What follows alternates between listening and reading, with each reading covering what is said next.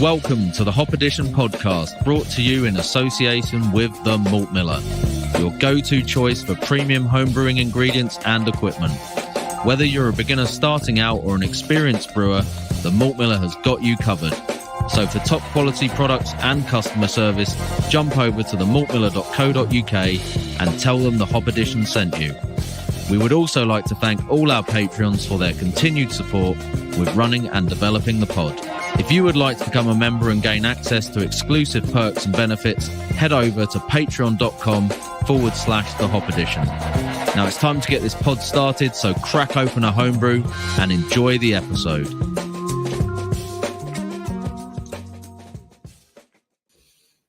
Well, no matter what we do, no matter how hard we try, Tricky's on every podcast. Yeah.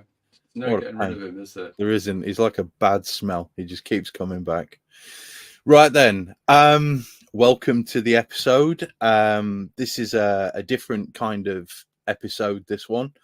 We are going to be getting knee deep into some of the science behind certain parts of the brewing process and discussing the different parts, what they actually do, how they work, and hopefully linking that back to how it is that you can improve your brewing and going a little bit deeper into the science of things, because it's one of the things that interests me. It hopefully will interest you. And I guess this is a bit of a test of exactly how it is for me and how good I am at actually explaining things. So in the meantime, I've got my my partner in crime, Owen, is with me. And we're calling this the Science Series, because it's a little bit more than biochemistry. So we're going with the Science Series, episode 1. What exactly happens in your mash? Can we call it Science Friends? Yay, Science Friends! So I'm the chum. Yes. Essentially just here to keep Chris on the straight and narrow. And avoid too many tangents, which is normally your forte, Owen. It is normally my forte, and I might even mix in some mispronunciations of science words. Just to piss me off, right? No, not deliberately. Just out of my poor ability to pronounce them.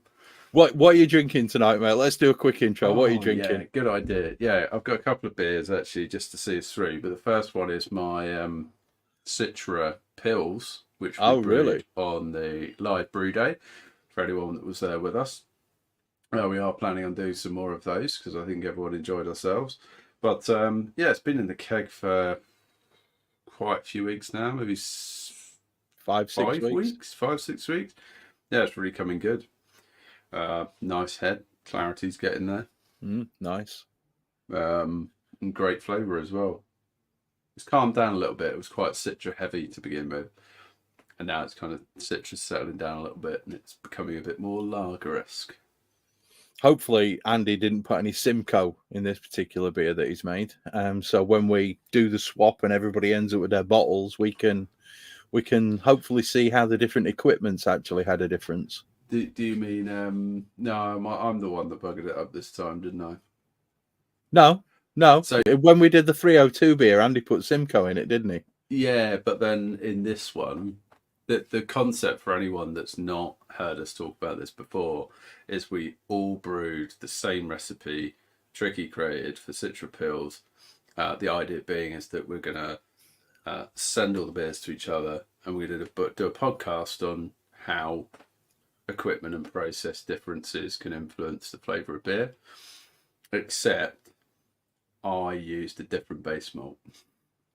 Oh, you didn't, did you? Yeah. Did you use Bohemian Floor Malted? Yes. I don't think that's going to make that much of a difference, if I'm honest, mate. As opposed to, what was it, Dingermans? I think it was the Dingermans that we all bought from wherever we got it from. I can't remember. Oh, you all got it cheap, didn't you? I think we all got some cheap, yeah. And I didn't have any, so I was like, well, I'm just going to use floor malt Bohemian Pilsner, which I did have on hand. So hopefully that's not going to taint the experiment too much. In before yours comes in as the best beer that out of all four of us, so. Well, yeah, I might have a little edge on you guys there. Just a wee edge. Yeah, wee edge. But yeah, I think we're going to be doing that podcast on the 22nd? No. 6th of July. 6th of July.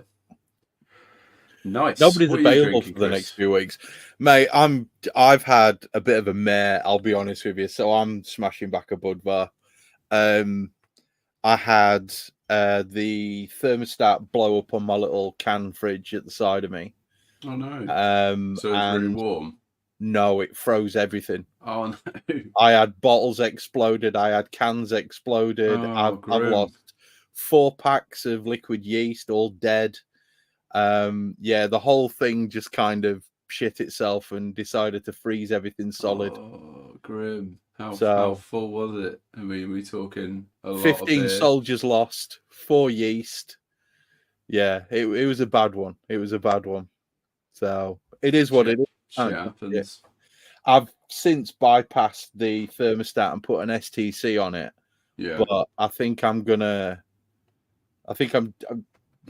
be fair, I should just put a new fridge in there, if I'm honest. But I'm building a ferment pie setup. Got a lot of the parts here. Nice. Got my relay module and all the other bits and bobs. So I'm going to be building a ferment pie. And then this fridge, so my can fridge is going to be on it. I'm going to put my kegerator on it as well.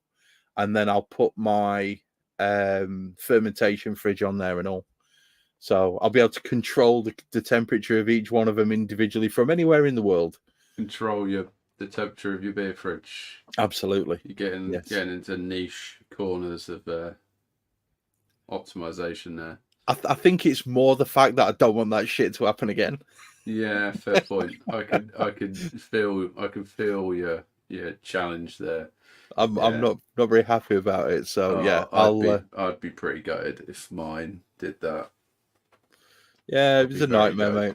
It was a nightmare. I've got a lot of bottles of expensive bottles, Cantillon and stuff like that. Cantillon and Burning Duchesse Sky de Bourgogne beers and all this sort of stuff. So you'd be annoyed. Got me worried now. Get an Inkbird on it, mate. Inkbird will stop it happening. That's all you need is just the cheap old Inkbird. Insurance, right? Get the Inkbird in there, mate. Cheap insurance as well. A little Inkbird. Yeah, true. Let's get into it, shall we? Yeah, let's dive in, Chris. Let's go. Okay. So essentially, what I envisage for this podcast is, there's a lot of factors within a brew, within the different steps of a brew, that I'm sure there's a lot of people out there who do appreciate what they are and how they work. But I think understanding the chemistry and the science behind it and what's actually happening and the different things that affect other things, I think that they can allow people to better tune certain parts of their brewing process. Now, you don't have to do this. You can still make good beer without doing this. But understanding why something has an effect, for me, is always a good basis to kind of understand what you need to change and how to tweak. And maybe me discussing these things and the effects of them are going to be helpful for certain people to optimize parts of their brewing process to maybe get a better result, a better beer, more extraction. Maybe they're going to avoid the issues that they're having with pH. Maybe they're going to be able to understand why we add the salts and what the salts actually do. And maybe that's going to be helpful. I don't know, but we're going to jump into it anyway. If I say something stupid or something that doesn't make sense, please pick me up on it, Owen. All right, I'll do my best. Cool. So at its simplest form and in its simplest explanation, when you're mashing grain in order to make beer, all you're doing is promoting the hydrolysis of what are called long-chain polysaccharides. Now, polysaccharide is very simple. Poly means many, saccharide is a sugar, okay? So starch is a polysaccharide. It's a polymer of sugars. That's what it is. And all we do is we hydrolyze those. We split them using water into simple sugars for the yeast to be able to chew on. Those yeast then produce alcohol, they produce esters and many other desirable flavor and aroma compounds for us. But they also at the same time release some undesirables, such as SMM, which is a precursor for diacetyl, I think. off the top of my head. And there's other precursor compounds for other different off flavors which are produced as well.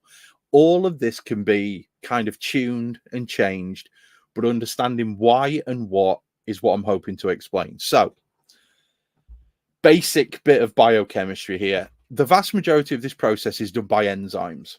And all an enzyme is essentially a very specific catalyst for a reaction.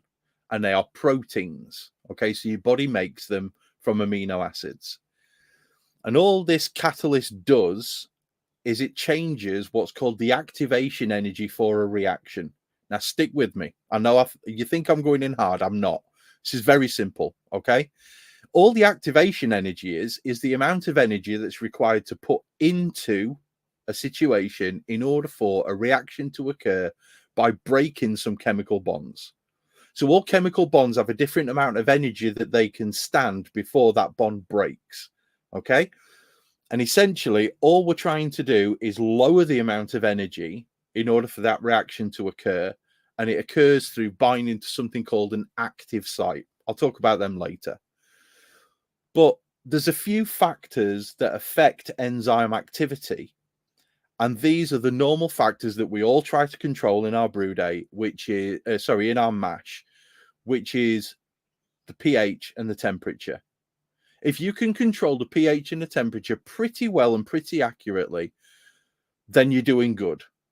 And both of these we change normally with things like strike temperature, acid additions, and brewing salt additions. So things like your calcium chlorides and your sulfates and all of the other bits, and your magnesiums and Epsom salts and all that sort of stuff. Okay. And even, as you will find out later, bicarbonate additions. Okay. Very important. So just to cover off some of the ones that I'm not really going to touch on too much, oxygen content. Obviously, you get a process called oxidation. That can change things. You oxidize a sugar, you're going to end up with a different thing coming off the end of the reaction to what you would be if you didn't have that oxygen there. So oxygen content's really important. Moisture content is really, really important. We call that mash thickness. Okay. That's literally the amount of water that's in there. And calcium content are really the three most important things that you have. Well, with bicarbonate, they're the most important thing for the enzymes that we really care about in the mash process. So you look after those three things, as a general rule, you're going to be on your way to a decent mash. Now, go on. So there's effectively 5 variables you talk through there. There's more than 5, but those are the 5 I'm going to focus on because they're the most important ones. So we have mash temperature, pH, calcium, mash thickness, which is water content, water content, and bicarbonate. Yeah. Those are the 5 that will affect specifically the way that the enzymes work. Yeah. Okay. Because all of this is enzymic activity. Very little else is kind of having the effect that the enzymic activity is going to have, because ultimately that's what produces the sugars. Yeah. And that's what the yeast turn into beer. So if you go on. Sorry, go on.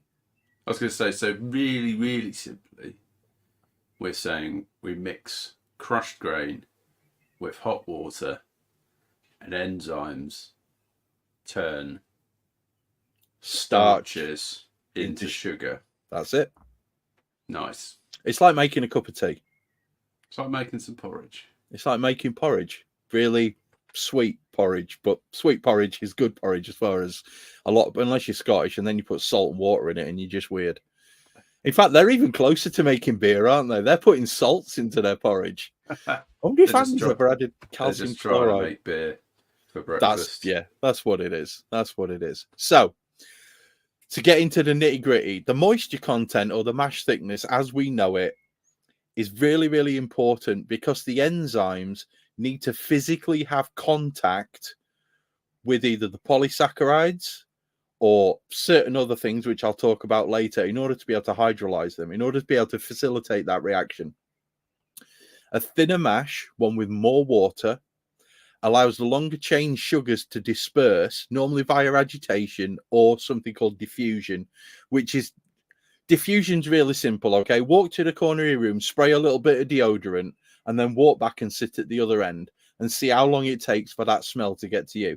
Even in a room with every door closed and every window closed and absolutely no drafts, you will smell that deodorant through this process of diffusion, which is moving from a high concentration to a more dispersed or lower concentration. It's a natural thing that occurs within gases, okay, or particles in general. Obviously, it doesn't work in solids, but liquids and gases, anything which is a fluid. The amount of water also affects the amount of sugars that can be dissolved, and that's something else that's really important. The sugars have to be dissolved so that they can be transferred to the boil, because it's all well and good producing these sugars, but if they're then bound to a solid matrix like the husks or whatever, you're not going to get them into the boil because you're leaving those behind at the end of the mash. And without those sugars, yeast can't make beer. Hence the purpose of a sparge. To rinse off the grain, to get rid of the rest of the sugars, absolutely. So that's basically water content, and we don't really need to go any deeper into that because ultimately that's what it does. Now, I want to move on to calcium content next because my research into this part of it led me down a rabbit hole, which I'll be honest, it didn't scare me, but it did give me cause for concern. Because calcium's not something that a lot of people talk about very much. Everybody kind of assumes that there's enough calcium in your grain in order to facilitate this kind of part of the mash. Now, there's a couple of ways in which that might not be the case. Okay? But we'll talk about them. So, calcium content is massively important as it has two main functions, both of which are critical to the production of a reproducible wort, but also additional functions, which I'll discuss in a few moments. Number one, really super important. Calcium acts as a stabilizing cofactor for alpha amylase. Without calcium, alpha amylase gets broken down at temperatures below the mash temperature. Okay, so if you're going to mash at 65 or 66, without calcium, alpha amylase will break down before that point. It literally jumps into the structure, it binds onto it, and you end up with a more stable enzyme moving forward, right? So without calcium, you're going to have less alpha amylase. Your mash is going to be less efficient within the time period that it has. Yeah. So with calcium, it's stable to, it's between 70 and 75, depends on a couple of other factors such as pH and whatnot. But with calcium, you can do things like we did with the low ABV stuff. Without it, you'll be lucky to get any conversion at all. So you'll be relying on natural sort of hydrolysis of hot water with those sugars for them to be cleaved and broken down. You're essentially not lowering the activation energy if you don't put enough calcium in there. Now, there is calcium in grain. Vast majority of time we add calcium chloride to our mash water, which is a good thing because the second and probably one of the most important functions of calcium is it mops up any phosphates that are floating around. Okay, so phosphates normally come from the malt. People put phosphate on crops. That phosphate is still going to be there, or some of it, by the time it gets to your mash. And phosphates have this incredible buffering effect. So they soak up hydrogen ions. Hydrogen ions are the things that make an acid. It's H+, it's a proton just floating around. And they prevent the pH from getting as low as is needed, which can affect the shape of your enzyme, or we'll cover that later, but it can affect the shape of your enzyme, thus the shape of the active site, thus the ability of that enzyme to do its job. Free calcium ions, and when you add calcium chloride to water, it splits. It becomes Ca+ and Cl-. Okay, it just floats around like that and does its thing. Free calciums take the hydrogen phosphate ion, so it's a HPO4-, 2- actually, and it forms calcium phosphate, which releases 2 additional hydrogen ions back into the water, and that's the thing that we measure as pH. So if there are any phosphates and there's no calcium, it's going to affect the pH of the mash by reducing the hydrogen ion content. That I found really important. I found that really interesting because I didn't realize that was happening. Okay. Some of the lesser important, but still quite important effects of calcium is it affects protein precipitation during the mass and the boil, which can lead to a clearer wort. Okay. That calcium basically makes proteins heavier and it makes them kind of sticky. So the use of calcium can therefore be considered a huge part of higher temperatures in the mashing process, because without it, you've got no alpha amylase. The stability of the pH, because it's mopping up everything, and it's also going to help to clear your beer a little bit more if you've got some calcium in there. So don't be scrimping on your calcium water additions. It's really, really important. Okay. Do not be scrimping on your calcium. Any questions so far, Owen? Are you following me? Yeah, I think it's kind of an accepted view in brewing that you just need a certain amount of calcium in your beer. And you don't want too much, because sometimes you can get a bit of a paracetamol type. I end up with a metallic flavor. Yeah, it comes through as perceptible. Yeah. So I think the range is broadly like, there tends to be like a low end, which I think is what, 30 parts. I thought the low end was 30 and the high end was 70. That's what I've read. I think you can go a little higher than that, the top end. Okay. I think you can get up to like 100 before it starts getting perceptible.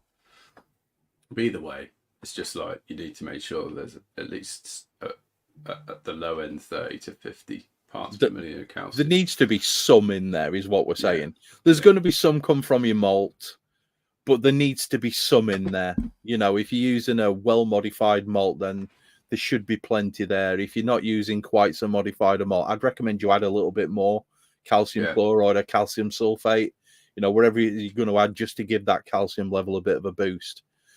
So I think for me, like the one time that I might not be getting there would be when I do a really light lager. Yeah. Using RO. Pills and water profile. Yeah, pills and water profiles. Next to no kind of salts that are really needed. You add maybe a little bit. There's probably a risk there that we're not quite getting enough calcium. Yeah, maybe. Which is probably the wrong thing to be doing, because you also want that clarity, don't you? You do. And calcium definitely helps with that. And also you're going to want, you know, potentially if you're looking to do perhaps like slightly maltier lager styles, you're going to want more alpha amylase activity in there, aren't you? You want those. You're probably going to end up with a very dry beer. Or you want those long chains chunking down. You want them to get to the point where they can do what they need to do. So, I'm going to touch on enzymes a couple of times. The first time I'm going to give you a basic overview, but then I'm going to jump into some of the deeper stuff. In fact, you know what? I'm going to leave the enzymes bit for right now. All right. I'm going to talk about what the pH and temperature what they actually do to the proteins. Okay, because we've touched on the proteins, but let's talk about them. So we're going to come back to that point there. Before we dive in, I had a question about water content. Okay. And mash thickness. Are we going to talk about that anymore? No. So we're saying that mash thickness has an influence. What is that effect? How does mash thickness affect things in the mash? Essentially, it will hinder the ability of the enzymes to contact the longer chain polysaccharides. Right. Okay. It will also affect the amount that you're able to extract, because things can reach a saturation point. It shouldn't ever happen in a mash. Okay. But you are going to reach a point where you've got so much stuff dissolved. The specific gravity is going to be so much higher because you've got a load more stuff in a smaller amount of water. And once you reach that point, as we know from producing impies and bigger beers, the more water you have, generally, the more sugars you're going to be able to get out. So it's purely it also affects reproducibility. You can't go too thin, because if you go too thin, then you have other issues, which I want to cover later. I don't want to particularly cover them in this one. But if you go too thick, then you can end up with a really stodgy mash where you're not really going to get the conversion, you're not really going to get the extraction, and you're not really going to end up with a decent efficiency put to a blunt point. Yeah. That just stands to reason. And in the past, I've kind of read that mash thickness can also affect how the body of a beer. I've heard that too. Would that make sense? It would, because you're going to get more things that are readily dissolvable. So more things that are easier to dissolve than you are things that aren't so easy to dissolve. Yeah. So you might end up losing some of your longer chain sugars, the things that actually give your beer the body, whilst all the very simpler sugars, the ones that, I mean, we all know how easy it is to dissolve sugar in tea. Okay. But if there's other stuff in there, then it's not quite so easy to dissolve the longer chain stuff, is what I'm saying. Right. That just stands to reason. Yeah. Okay. Mash thickness, I personally believe, deserves a discussion with a pro brewer, because my research has led me down an entirely different path to what it is that, as far as the chemistry-wise side of it goes. I would really appreciate a conversation with a pro brewer about mash thickness and the effects that it has, because I don't have a degree in brewing. I would love to do one purely for shits and giggles. But obviously these people have a lot more experience of producing commercial beers, and a lot of them, especially people like Damien, and if we ever get one of them on, somebody from Omnipollo, who have this experience of producing these massive, huge beers, the 14, 15 percenters, the 1.2 specific gravity type beers, they would be able to explain in a much better way how mash thickness affects what they do. And I think that's where mash thickness plays the biggest role, is when you're producing a bigger beer.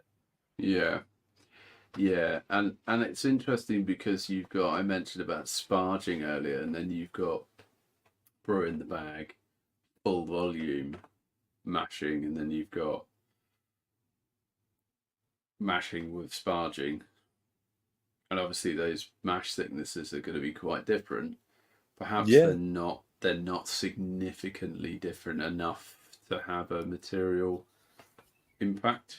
I think mine generally comes out, I mash in 32 litres of water, and I generally use 5 kilos. Yeah. 5 to 5.5 kilos of grain. So I'm running 6 kilos of water to 1 grain. So I'm running pretty high. Yeah. Whereas a lot of people tend to hit that magical 2.7 mark, don't they? Yeah. A lot of people aim for sort of 2.7 2.7 litres of water to each kilo of grain. And then they've got enough left to be able to sparge through. Yeah. I know sparging has an effect. I know it increases efficiency. Whether or not the difference in the mash thickness has that much of an effect at that level, I wouldn't be able to explain that. No, and I guess you're mashing essentially with the same volume of water, whether you mash and then sparge or whether you just do a single infusion full volume, you're probably going to get better efficiency because of that. What do you call it? Active site. So all told, I imagine the efficiencies probably kind of end up much for muchness. It's going to end up roughly around about the same.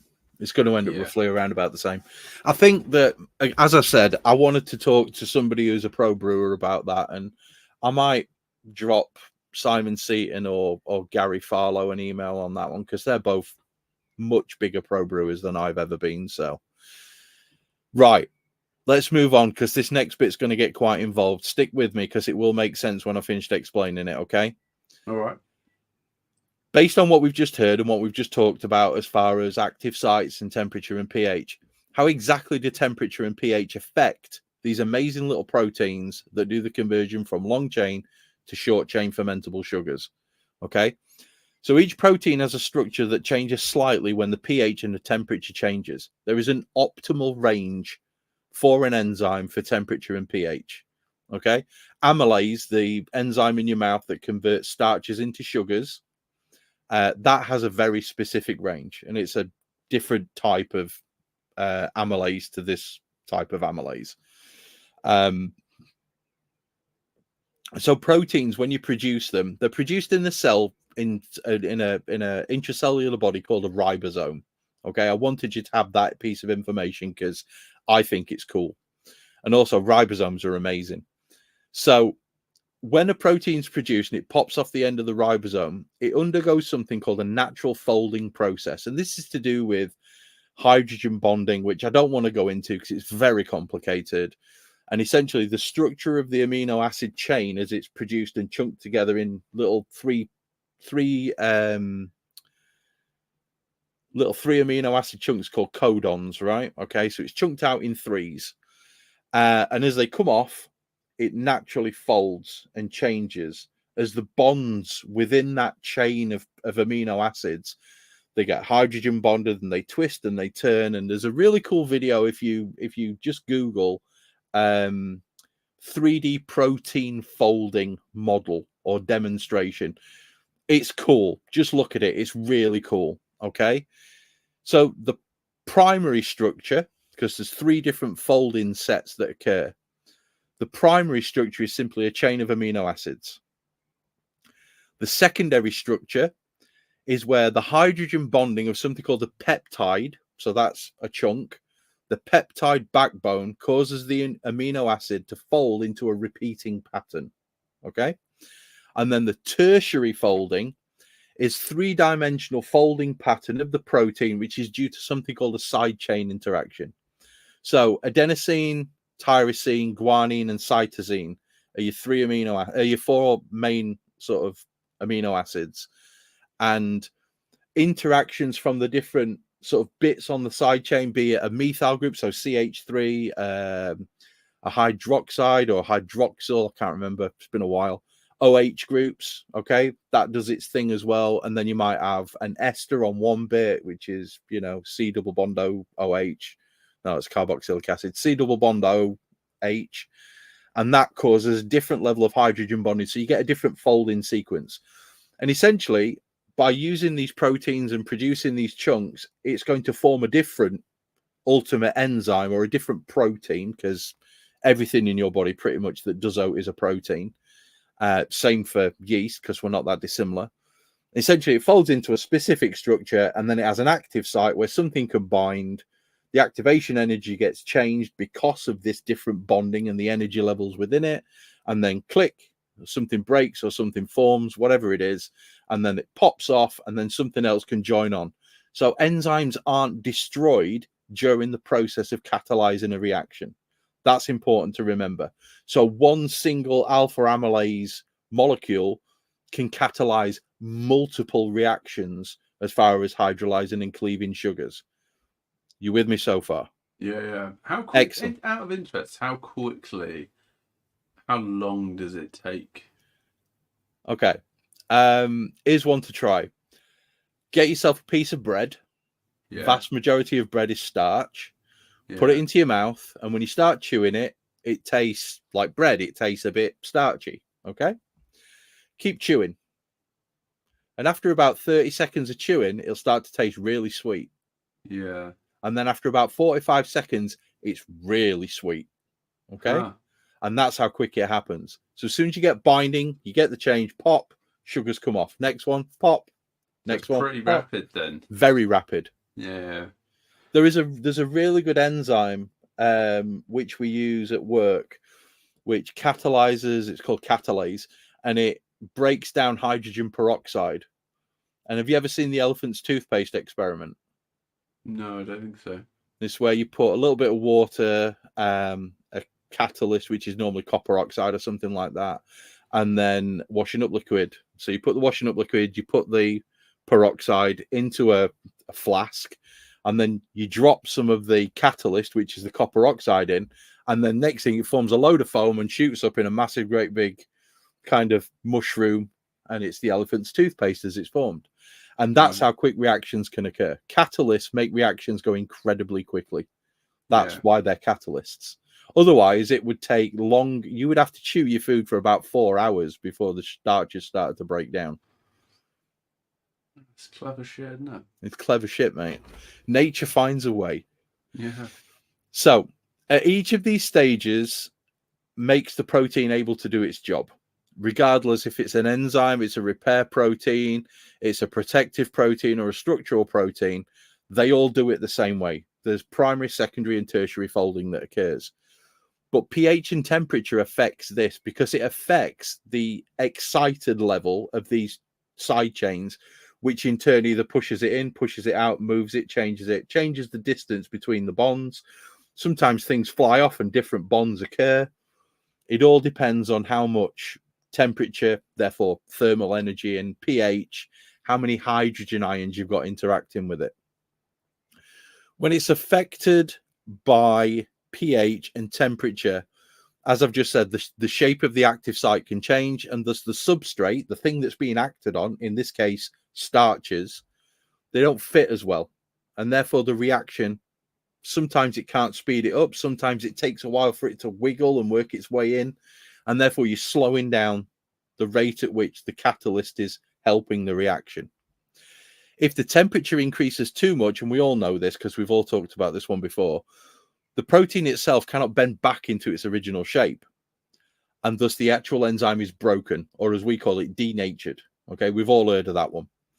And it's important to note at this point that while going over temperature with your mash will change the amount of fermentable sugars within your wort by affecting either the shape of the active site and thus whether or not stuff will fit, but also it will change the amount of fermentable sugars within the wort based on this same sort of theory.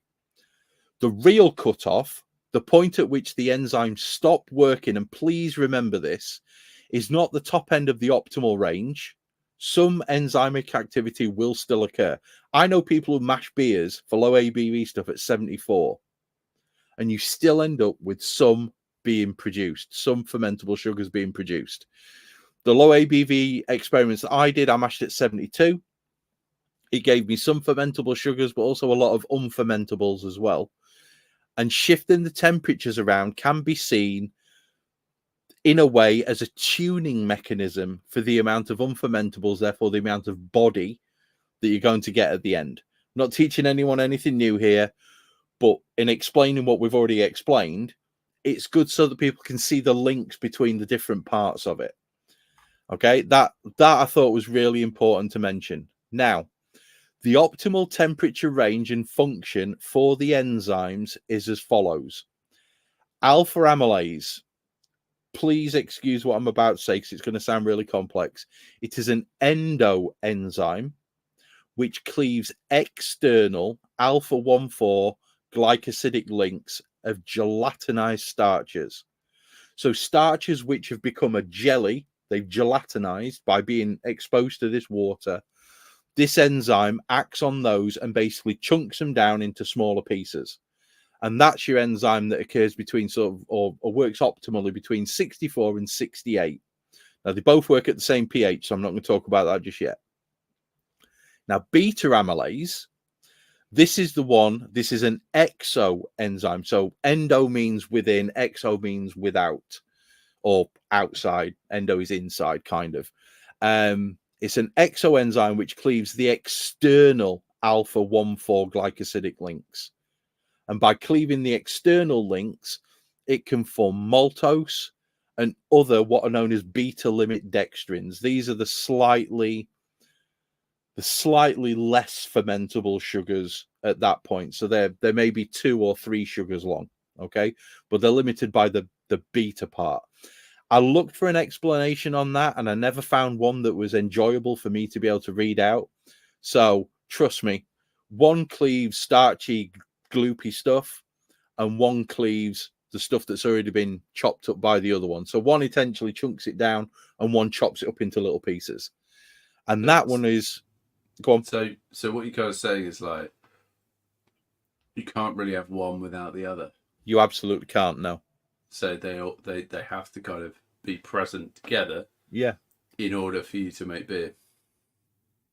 Without them, what you would end up with is an extremely slow process, because you'd have to wait for natural hydrolysis of the longer ones in order for without alpha, you'd have to wait for natural hydrolysis before beta could work. And if there's no beta there, you're just going to end up with longer chain. So you'd end up with a beer with like enormous amounts of body, but it wouldn't actually, it wouldn't be very sweet. Okay, because there'd be very, very few small sugars for the yeast to chunk on, unless it's Voss, and then they'll ferment anything. So the reason why you want a mash temp in the middle of these two ranges, so beta is 60 to 65, alpha is 64 to 68. Most people choose 65 or they choose 66 as kind of their normal. And what the reason why you want the middle range for those is to give an optimal activity range for both enzymes, favoring neither. So you want some longer chain stuff left, but you want a lot of the shorter chain stuff. So you sit within that range. Changing the temperature affects the activity of one of those enzymes. And by doing that, what you end up with is a change in the fermentability of the wort. And that's what I'm trying to impress here. But none of that means shit unless your pH is where it needs to be. And the optimal pH range for these enzymes is 5.2 to 5.6. Okay? If you're outside of that range, that shape's going to change and you're not going to get the enzymic activity that you want. And that is really, really important. Now, so that's going to impact efficiency. Yep. If you don't have your pH in the right place. Yep. I think you're probably going to talk about some other impacts of that as well in a minute. So let's play out a few scenarios just on the alpha beta thing. Go on then. So like if we were to mash at the very low end of beta amylase.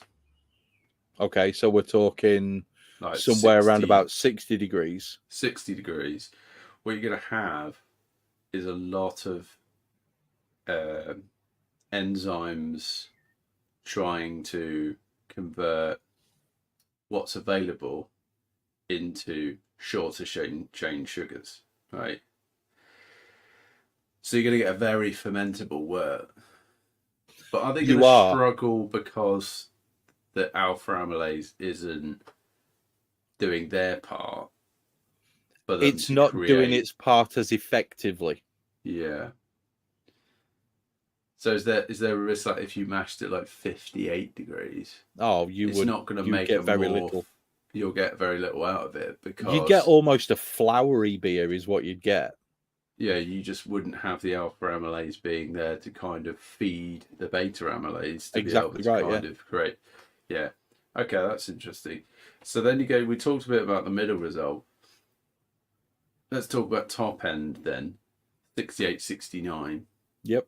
What we're kind of saying there is alpha amylase is doing their really good job creating long chain sugars. That's going to add body to the beer. But the beta amylase isn't as active to chunking away at smaller stuff, so the wort's less fermentable. Yes, essentially you're going to end up with a high gravity. Yeah.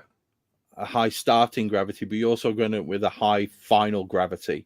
Yes. Because you got more of the longer chain stuff, which only Quake could ferment. Yeah. So yeah, we're going to end up in a situation whereby you can move the goalposts by changing the pH and the temperature to give you a more or less fermentable wort. Yeah. But also you can tune that with the pH as well. So if you had a mash temp of, say, because I found this with one of the low ABV experiments I did. So if I was to mash at 72, I'm basically saying I'm going to get very little beta amylase activity here. But my pH is bang on the middle. It's 5.35 or 5.4, whatever it is. Bang on the middle. Okay. I'm not going to have such a distortion in that active site shape. I'm going to get the one from temperature, but I'm not going to get the one from pH. Yeah. So it's probably going to change in a certain way, but it's not going to, it might rotate, but it probably won't bend more. Okay, just as an example, I don't know whether that's the effect, but that is a guess. So you're going to end up with longer chain, but very few shorter chains. So you're going to end up with a lower ABV, but a higher final gravity. So a beer that drinks like it's 5.5%, but is only 2.8, which is what I aimed for. If, however, you completely fucking miss your pH range and you miss low, you're going to end up with a beer with a load of body, with a load of excess tannins, because you're going to extract those with the lower pH. But you're also going to end up with very few of the fermentables, because it's all going to have changed. So the three of them work together in this kind of tuning mechanism that you can have. So you might go 67 degrees, but you might go with a slightly lower pH. You might go 5.2, or you might go 66, but leave your pH at 5.6, so the top end of the scale. And all of these things can be used to kind of change the shape of that active site and affect whether you're going to get longer chain, shorter chain, more fermentable, less fermentable, more body, less body. That's kind of the way that you can tune it around using that. Yeah, it makes perfect sense. I think it's brilliant, to be fair. I think having that ability to essentially affect nature in the way that we have, I think that's a really cool, very important thing. Yeah, I think we've got great tools like Brewfather and to some degree, which tends to be very accurate to the point that I no longer use my pH meter, but you can, of course, use a pH meter to help you. Temperature control within your mash, obviously, is really important. So you want accuracy within your temperature control. You want accuracy within everything. With everything, yeah.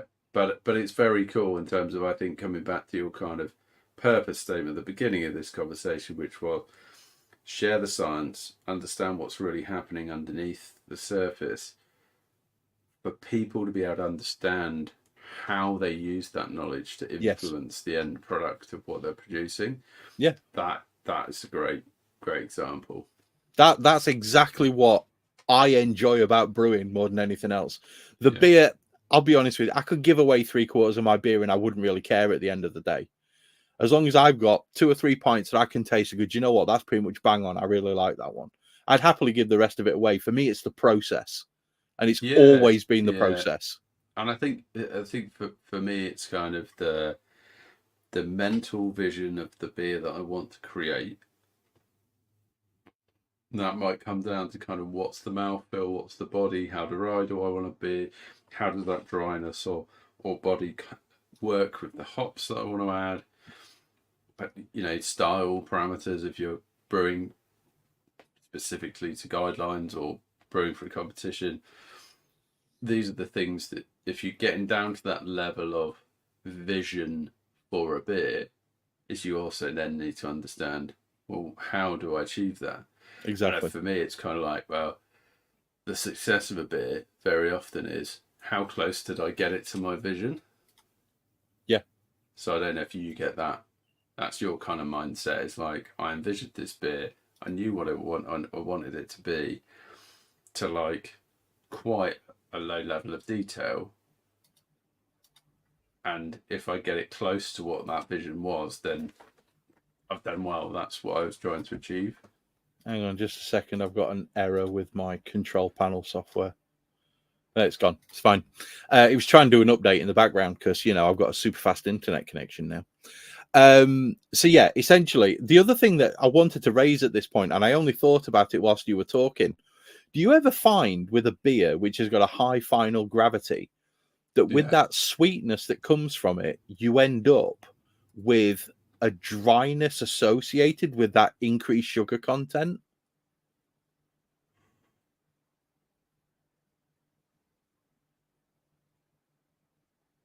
No, I don't think I have. How describe that dryness? What do you mean by? So I will liken it to what I've described before. Your mouth doesn't feel as wet. You essentially, you drink that beer and you're getting so much from the sugars and so much from the body that you end up with a beer which doesn't feel as wet in your mouth. Maybe you should go and get an Impy and try that one out, Owen. No, well, I'm drinking a 6.6% porter. I think that might do it. But no, I can't say I've ever noticed that. But I get that. It's a weird thing on my tongue. It's like the inside of my mouth doesn't feel as wet. well, Strange. next time we're doing a drink along, and you notice it, I'll tell you. tell me, and Definitely. I'll see if I can get on the same plane as you. My brain works different to a lot of people's. I think that's something that we I need to. I think we all know that, but Yeah, very much so. So what I want to talk about now, before we move on to the next stage, which is other proteins and other enzymes. Okay, so I've talked about the glycosidic links and the alpha 1,4s and the exo and the endo and all this kind of, the gelatinous proteins and stuff. So I found a really good explanation of these two enzymes and what they actually are and how they work. So alpha amylase breaks down large, complex, insoluble starch molecules into smaller, soluble molecules for beta amylase. Does that make more sense than me talking about the gelatinous and non-gelatinous part? I think it extends on it and does make it more understandable. Yeah. So beta amylase breaks down starches, creating soluble sugars. Okay. After the alpha amylase creates smaller soluble molecules, which you do by chunking them down, so you get more hydrogen bonding and therefore more dissolution. The beta amylase enzymes create most of the fermentable sugars by breaking down that starch into glucose and maltose. So glucose is a single saccharide. It's a monosaccharide, like it's C6H12O6. Okay, that's your glucose. And then you got maltose. And I always get this wrong. I always say it wrong. So somebody will correct me in the comments if I'm wrong on this. But I believe maltose is a disaccharide. I believe that's what maltose is. I may be wrong on that. I always get it wrong. For some reason, I can't understand it. Even though I love malty stuff, right? Obviously, I little brain fart on that one. So by altering the different things, you're going to get different production of soluble, insoluble, and all that kind of stuff. So one, as Owen said, one feeds the other. You kind of have to bear in mind that moving your mash temp is going to affect that. And that's really important. Okay. Now, let's just take a second, because we've been at this for nearly 40 minutes and we're going to blow people's heads if we don't. Talk about your porter for me. Explain your porter. Yeah, I'll talk about my porter. So this is from a Dorset brewery, I think, called Guile 59. Yeah, bottle conditioned Dorset beer. So it's a bit more of a kind of trad brewery, I think. They're based in Thorncombe, Dorset. And I know that they have a bottle shop in Lyme Regis. Okay. If anyone ever heads down to the Dorset coast, Lyme Regis is a nice little harbour town, which is lovely. And I've been there. I've been to the bar, had a couple of holidays in Lyme Regis, and this is a 6.6% porter called The Favourite. Dark and full-bodied, it's described as roasted malt chocolate with blackcurrant and black cherry aroma and flavour. All the beers tend to be bottle conditioned. They do come in this like pretty cool, fairly plain kind of bottle art. Reminds me a lot, believe it or not, of Vault City's kind of artwork on the bottles. Yeah, Looks very similar. Sort of subtle, yeah, but stand out, and I've had a few of their beers. I got given them for my birthday, and I've enjoyed most of them. Like, really classic IPAs, just some pretty traditional styles being brewed. And this porter is lovely, really, really enjoyable. They've nailed the colour, they've nailed the flavour. It's they're not trying to do too much with it. They've just brewed a porter. It's a basic bitch beer. You don't see a great deal of that in craft anymore.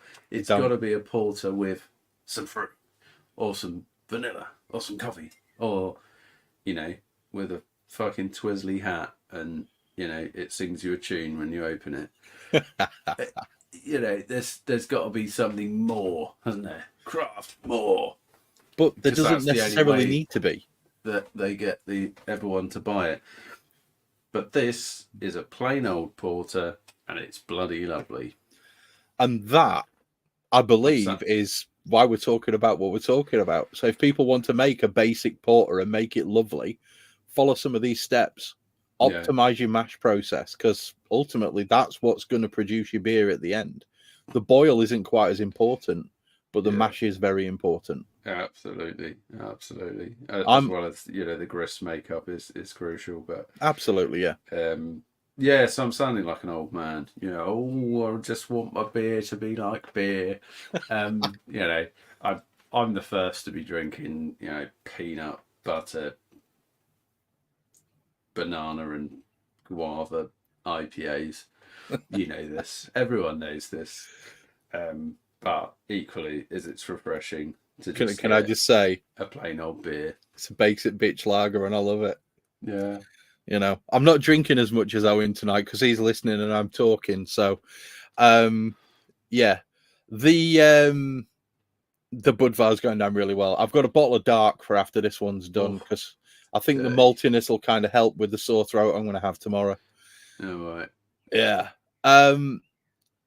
So back to the task at hand. Let's carry on grating everyone's mind, shall we? Yeah. We've only got another 2 pages to do, guys. So calm down because this one should go pretty quick. With us. Okay. So there's going to be some people out there right now who are screaming, but Chris, you're a fucking idiot. There's more proteins. There's more enzymes in the mash. And there are. Okay.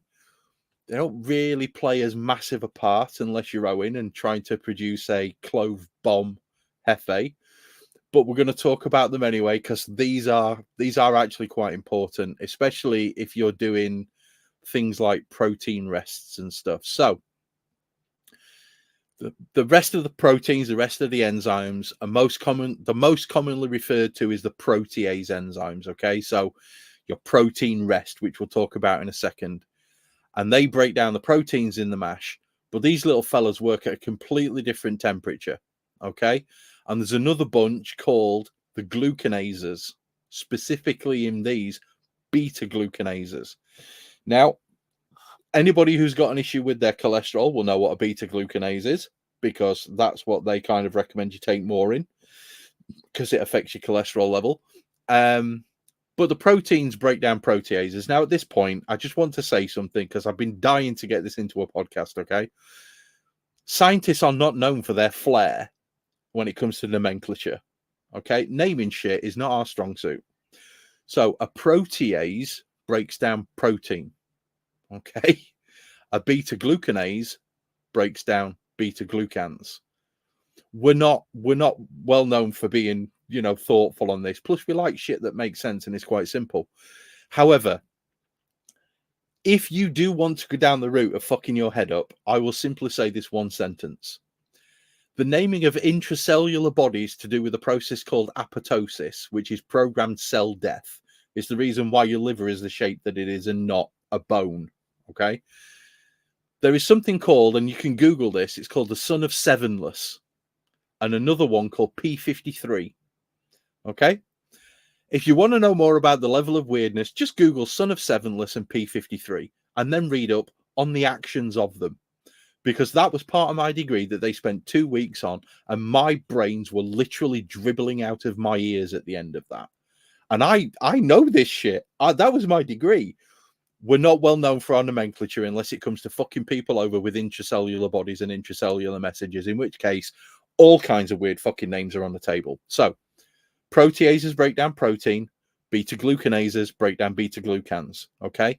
And if you've been paying attention to your cereal adverts, you'll know that beta glucans are soluble fibers that come from the cell walls of bacteria, fungi, yeast, and some plants. They may lower the risk of heart disease. May. The research is still out on that one, but they definitely have a beneficial effect. And they may prevent your body from absorbing cholesterol from food, which is why people with high cholesterol are told to increase their intake of beta glucans. However, these proteins are not popular in beer, as they can cause some real fucking issues with yeast flocculation. All right? And they can cause haze in beers, neither of which we particularly want, neither of which is beneficial. unless you're after a hazy beer, in which case throw your oats in, because the beta glucans are what is going to give you that haze that you get. It should come from the yeast and hops, but it more often doesn't. It comes from the oats. Okay. Do not use this information that we're giving you to suggest that beer can have health benefits on cholesterol or will provide soluble fiber, as the amounts of them will be too small and the alcohol will most definitely counteract their effects. We are not claiming beer is good for you. We're pointing out what the constituents of the mash are and what they do. Okay, Heretic. so that is our little disclaimer on this one. We're not suggesting 8 pints a night is going to be in any way beneficial for you to reduce your cholesterol level, because it's not. Hashtag drink responsibly. Hashtag drink very responsibly. So, but if you want to get these two specific enzymes to do their work, you need to mash between 35 and 45 at around pH 5 to 5.5. And these little chompers will work absolute overtime and break these compounds down and give you a much clearer beer, because that's generally what the proteins, the proteases, and it's also generally what the beta glucanases do. Okay, and you can just ramp your temperature to 65 or 66, by which time they're broken down by the temperature and they're unable to work. Okay. Other compounds that are found in the mash which have an effect you might want to control and how they do it. This is the bit that really made me sit up and take notice. Bicarbonate. Now, there is a whole equation which details the methods that bicarbonate uses to buffer the pH within beers. It's a two-stage reversible reaction, right? Now, I would pop that up on the screen, but a lot of people wouldn't understand it. So what I'm going to do is I'm going to try and explain it. Oh, and I'm sure you can see that equation on the notes, can't you? Yeah, I don't understand it either. So the HCO3 minus is a carbonate ion, okay? And it dissociates in water to give a proton, H plus, a hydrogen ion. And that is reversible, and that moves between that and hydrogen carbonate, which is essentially like almost limestone, okay? And then it moves from that to give CO2, an increase in CO2, and it also gives water. Now, bicarbonate ions are more effective at raising wort pH than calcium ions are at reducing it. This is important to remember. It has more of a buffering effect because it absorbs more protons. Okay? The conversion of bicarbonate to carbonic acid, which is H2CO3, not limestone, because that's CaCO3 and I'm an idiot. So the carbonic acid is reversible until heat is applied, at which point the carbon dioxide that's produced by the degradation of the carbonic acid fucks off, and you're left with the hydrogen ion forming water and therefore being lost. Does that make sense? Yeah, I think so. Okay. So by boiling water with bicarbonate in it, which is what a lot of people recommend you do, you can remove temporary hardness. Yeah. Because essentially you end up stabilizing the bicarbonate at a point where it becomes almost insoluble and drops out. Right? Yeah, but who does that at homebrew level? A lot of people, if you believe Homebrew UK and stuff. Okay. The wort pH will therefore remain higher after you've heated it, because the carbon dioxide has gone, the water has been formed, the reaction can no longer be reversed to carbonic acid, therefore you've lost a proton, the ability to produce acidity. Okay, because pH is simply potential hydrogen. That's all it is. Okay, and all the advantages that you get from what we spoke about earlier with the adequate calcium levels and the reduced pH are going to be lost, because your pH is going to be artificially higher because you've lost hydrogen. Are you with me? Yeah, I think so. Excellent. Right. So well, just a Go theoretical question here. So if for example you have mashed it and you're 45 minutes into the mash and you've forgotten to acidify your mash or add your salts, what you're sort of saying is you're fucked. At that point, you cannot change your pH. Yeah. Well, Not to mention the fact that it's already mashed for 45 minutes, so your efficiency is going to be balls. And you could, at that point, correct your pH with an acid addition, drop it down to the range, and then simply allow the mash to continue for longer, because those enzymes are still going to be there. Yeah. And when the pH gets back down to the optimal range, they're still going to have their effect. They're not going to have been lost at that point. Yeah. So you talked about this kind of primary, secondary, and tertiary folding of the protein, the amino acid, and the enzyme. If it was outside of the correct pH range, it would go into an incorrect shape that would not be as efficient. If you correct that pH, would it reshape itself to be more efficient? From my research, yes. Okay. Which is why you could just leave your mash for longer once you've corrected your pH. As long as the temperature's in the right range and you correct your pH, then yes, you could continue your mash and allow conversion to occur. Well, that's good to know. That especially when I occasionally forget acid to add stuff. Yeah. The realistic point is, if you're working from RO water, which is your main source of bicarb, it's not going to make that much of a difference from the research I've done, which isn't extensive. Okay, so I might be wrong on that, but if you're working from RO and you don't add bicarb to it, you theoretically should have an incredibly low level of bicarb. And the natural buffering effect of the malt, which has obviously things in it which affect the buffering capacity, then it should be able to correct for that, and you shouldn't suffer too much in the way of lower efficiency because of the buffering effect. Yeah. So the pH should drop into a normal range. If you use tap water, depending on the pH of the tap water and your water profile, you could be looking at being doomed. You could be up at 6.2, depending on how, buffered it is, or how much potential alkalinity there is there, which is what they like to call it. So let's talk about the results of the presence of high levels of bicarb.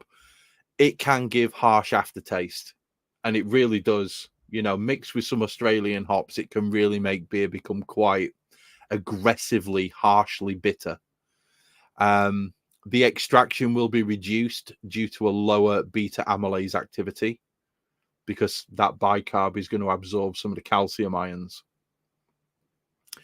There's going to be reduced protein precipitation because of the higher pH. You're not going to get as clear a beer. You can end up with a beer with some quite weird off flavors as well if you carry over a lot of protein into it. The worts and the beer are going to become more prone to infection because the lower pH affects bacterial replication. There's going to be an increase of undesirable materials in the sparge, noticeably silicates, polyphenols, and to a certain extent tannins as well. So anything out of that range, you can still extract tannins. And hop utilization will be increased, giving much more bitter beers if you're using hops in the boil. However, and here's one for you, if you do a NEPA and you mash with a pH of 5.6, does that mean that when you get to the later stages of the extraction of the oils, you're going to get an increase in hop aroma and flavor compared to a lower end? That was something I thought about, and I couldn't come up with any kind of consensus as to what the opinion is on that one. What's the logic there then? Walk me through your logic on that. Hop utilization increases as pH increases. So as pH gets more acidic? No, as it gets more alkaline. Alkaline, so lower? No, higher. Higher. pH 1 is acid, 14 is base. Sorry, alkaline. Right. Okay, with you. Carry on. So if you essentially have a higher pH, sort of more towards 5.6, which is still within the range, as opposed to 5.2, which is at the bottom of the range. Okay. Are you going to get an increase in hop perceptibility, be it flavor or aroma from the hops, because of that increased pH? Essentially, what I'm saying is, can you use pH as a way to tune the amount of hops that you perceive and the hop utilization? So you may get, instead of getting 75%, you might get 79%. Does that mean you're going to end up with more hop flavor and aroma, or compared to, or is it just going to be more bitterness? That's the point. Yes. Yeah, and I mean, I kind of read some stuff about the fact that your pH can influence hop flavor. So broadly speaking, the lower the pH, the more kind of hop you're going to get out of your kind of hops, in terms of. Sorry, I'm muted. So the more flavor and aroma you get, the lower the pH. Well, kind of more like a bit like sulfate versus chloride. You know, it's kind of so when you adjust pH in Brewfather, it will talk about maltiness versus, and I'm not sure what the other parameter is. I'll have to double check. I think maltiness and hoppiness would probably be it. It might be. I was looking at it earlier actually. So if you're looking to make quite a malty beer, it would seem that you want to favour a higher pH. Okay. And if you want to make a hoppy beer, you better prioritising a lower pH within that range. So 5.2 versus 5.6. So 5.6, so more towards neutral for a malty beer, and more towards acid if you want a hoppier beer. So completely the opposite of what you'd think. Possibly. And I think there's probably some research in there just around how does pH influence the perceptibility of, because people track pH throughout the, or if you really get into it, they track pH throughout the process of the beer. So it would be like mash pH, post-mash pH, boil pH, into the FV pH, post-fermentation pH, all these things, which I guess if you're really interested in trying to control, because really the end state pH is the thing that you're interested in, right? And I'm not certain on how that end state pH influences the perception of the beer. That would be something again, and I believe we have somebody who Tricky's already spoken to about coming on to talk about that. Yes. So that might be something for a later podcast, but bear those ideas in mind. Yeah. Because that can be a question that we ask him. Yeah. I'm just double checking on Brewfather where it gives you a bit of a, it's the sulfate chloride ratio actually that tends to tell you whether or not it's you got malty or hoppy. Or hoppy. Yeah. But I think the same logic applies to pH as well. I could be wrong. No, I don't think you're wrong at all. It might well be. But again, not something I've researched to the extent that, because I wanted to talk more about the actual enzymes and the mash. Yeah. I didn't really research into that. But you never know. There might be another one of these talking about the boil. Yeah, absolutely. Something else to discuss. There's some really cool shit goes off in a boil as well. I've already started the research. Science friends. Science friends. Yeah, so let's talk about another one which a lot of people ignore. I'm not going to talk about zinc. I'm not going to, because my research on zinc has been interesting to say the least. I believe that zinc is something that we should dedicate maybe 20 minutes of another podcast to, because I don't really want to get into zinc because I'm still confused. Yeah. Even though, what was his name? The guy from BrewCon, the keynote guy, Zanishev. Yes. Can't remember his first name, sorry. He was talking about zinc and how adding it is vitally important and all that stuff. And I get it, it is. But when I spoke to Lance at Omega, I asked him about zinc and he said, if you're pitching a fresh pack, don't worry about it because we add it. So as far as I'm concerned, that's tick the box. If you're reusing yeast, maybe add some. If you're not, then don't worry about it. But one of the other ones I want to talk about, because it's actually quite interesting, is magnesium. Because a lot of people ignore magnesium. There's a lot of people who don't use Epsom salts, so magnesium sulfate, and I use magnesium chloride as well as one of my salts of choice.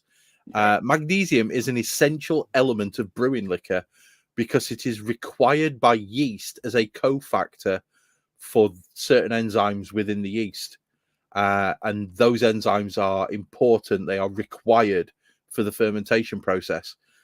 Invariably, it is formulated into liquor treatments at relatively low levels. You don't want loads of it, but magnesium is something that you want some of because the yeast can't really do their job effectively without it. And there's 3 reasons why there should be caution, okay, when it comes to adding magnesium. Excess magnesium can interfere with the reaction of calcium because phosphates are more soluble. Magnesium phosphate is much more soluble, okay, than calcium phosphate. Above about 20 mg per litre, magnesium can give beer a sour, bitter, and metallic taste. Okay, it is perceptible at quite low levels. And the third one, and the one that I thought would be most important for a lot of people, is it has quite an explosive laxative effect if you go excess on it. Okay? I have heard this, yeah. Epsom salts baths, right? They're brilliant. They're great for muscles, and magnesium is a great thing that you need in your body. However, if you take too many Epsom salts baths, you can end up with quite explosive laxative effects. They are impressive. I didn't realize that you kind of absorbed it into your skin. Oh, it's amazing when you're having a bath. So my my physio, when I go and see her for my neck and for my shoulders, at the end of it, after she's finished doing her quite painful fucking around with my muscles, she always puts a couple of sprays of a magnesium solution on because it's absorbed through your skin quite readily. Okay. Right. So she puts a couple of sprays on and it stings like fuck for a few seconds and then it just eases off. Right. And she says if it stings, it's because you're deficient or you need more of it. Okay. So I now take a multivitamin which has got some magnesium in it. But on the one day where I forgot I'd taken them, and I took 2 on this day, and then I took 2 more later on after about 3 hours. That evening, mate, over a 5-bar gate, easily. I could have shit for England. I really could. It has quite an impressive effect. It really does. So yeah, the other trace metals are one thing most brewers of all grain beer look into. It's not just trace metals; it's other compounds as well. But all of these things are discussed in brewing books. So if you've got a single brewing book, you can basically do your research on sodium, potassium, sulfate, and chloride. Just do your research on it, okay? Potassium, you don't want a lot of it. Potassium can give really nasty off flavors. Sulfate and chloride, tune your maltiness, tune your hoppiness. Sodium, flavor enhancer. Okay, we've talked about sodium chloride many times on the pod. But sodium in and of itself is quite important. It's a cofactor for one of the enzymes that yeast use. But it's all covered in beer books, and I don't really want to make this any longer than it has to be tonight. Honestly, just go and do some research on sulfate, chloride, and sodium yourself. It's in the what is brewing section of every single one of the brewing books. So just go and have a read. I don't know, read the Bible or something. I know it's in there because I had a quick look before I came down here. But yeah, honestly, the chemistry of those is quite boring. It doesn't really interest me. So go and do that research yourself. It's been talked about on every single podcast. It's not of ours, but on most podcasts have one discussing, sulfate and chloride. Go and do your own research on those. We're not really that interested in those in this. We're more interested in the enzymes and what they do and how to tune them, and how the different trace elements within the mash affect different things within the mash. So, yeah, I think we're at the end. You did very well, Chris. I tried. That was a great insight. I think actually some really tangible things for people to give some thought to and hopefully improve their brewing.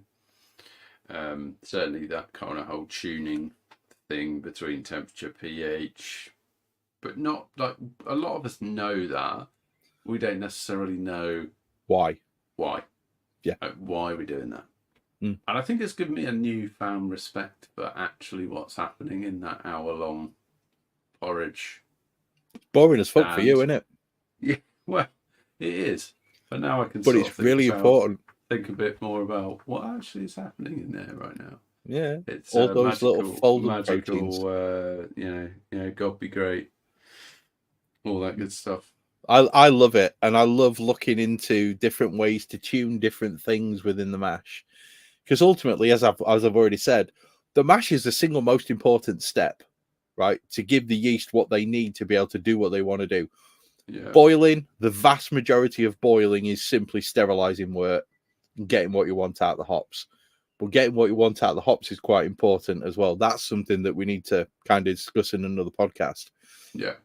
But the reality is the vast majority of it is just sterilizing the wort, making sure that you crash those proteins effectively, giving you the clearer wort. It's more of a how it looks than it is what it is, if you get what I'm saying. I mean, there's parts of it, obviously, but boiling is more clearing everything up, cleaning everything down, dropping out the haziness, and making sure you've got a beer at the end which tastes the way that you want it to from the hops. Whereas the mash is the bit that gives you the maltiness, it gives you the backbone, it gives you the trace metals that allow the yeast to do their thing at the end. So I wanted to talk about this because I wanted people to kind of understand that the tunability within your mash goes a little bit further than just your water profile and, how long you leave it, the temperature, all that kind of thing. The pH is all really important. And also what's actually in there as far as the calcium, the bicarb, and all the little bits and bobs. So that was what I wanted to talk about. I'm with you. It was a good podcast. I enjoyed that, Chris. I learned a lot. Thank you. What do you reckon's next then, Chris, on the Science Friends podcast? Well, I think we've currently got a wort out at the end, which looks really nice. So I think it'd be nice to talk about the actual boil and what occurs with the hops. What is actually happening to the hops, the conversion of the alpha acids and the extraction at different temperatures of the hop oils and the cool flavor and taste compounds that come from those hops. And we could draw in like the conversation again about sort of we started on, but the whole pH and how that can affect hop perceptibility and all the rest of it, which is, that sounds also very interesting. Yeah, I mean, anything that allows people to tune their brew to how they want it to, I think is really important. Nice. So, right, on that point, I realised I should have said this at the beginning, but I know that people are listening to this on a Saturday if they've tuned into the live stream that we're going to put out, but we've recorded this on a Wednesday. So we haven't made any reference to the chat because there's no chat for us. So this was recorded on a Wednesday to make sure it went right before we put it out, but we're going to stream this live on the Saturday. So there's no after party, guys. I'm really sorry. I hope you enjoy it, and I hope you find it useful, more to the point. Definitely. Cool. Right. Let's have a beer. Yeah. See you later, boys. Have a good one. And thanks for tuning into the inaugural pilot episode of Science Friends. Science Friends. Cheers, guys. Take care, boys. We'll see you soon. Bye. Bye.